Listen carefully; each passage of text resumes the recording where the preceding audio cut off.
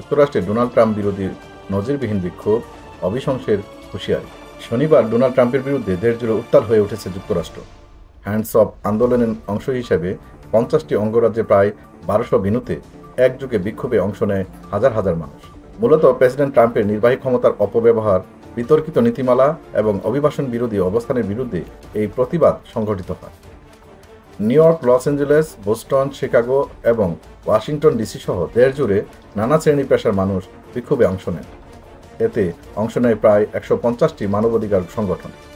বিক্ষোভকারীরা banner, placard হাতে Trump এবং তার প্রশাসনের বিরুদ্ধে নানা স্লোগান দেন। ডেমোক্রেটিক দলের বেশ কয়েকজন আইন প্রণেতাও ওয়াশিংটনের প্রতিবাদ সমাবেশে অংশ নেন। তারা ট্রাম্পের নীতির কঠোর সমালোচনার পাশাপাশি অভিশংসনের প্রস্তাব আনার কথাও জানান।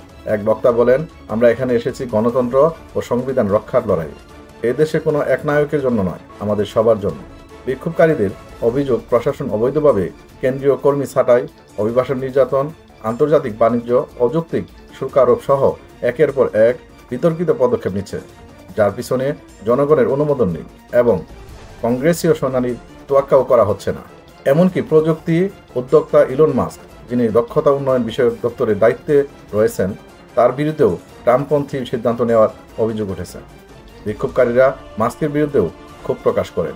এক বক্তা আরও বলেন, আমাদের প্রেসিডেন্ট স্বৈরতান্ত্রিক পথে হাঁটছেন।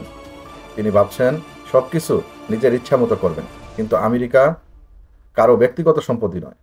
আমরা আমাদের ভবিষ্যতের জন্য, আমাদের সন্তানদের জন্য সংবিধানের পক্ষে লড়েছি। ডেমোক্রেটিকরা হুঁশিয়ারি উচ্চারণ করেছেন, কেবল বিরোধিতা নয়, প্রয়োজনে আবারও ট্রাম্পের বিরুদ্ধে অভিশংসন প্রস্তাব আনা হবে। তারা জানান, তৃতীয়বারের মতো অভিশংসনের প্রতিক্রিয়া শুরু করা হতে পারে।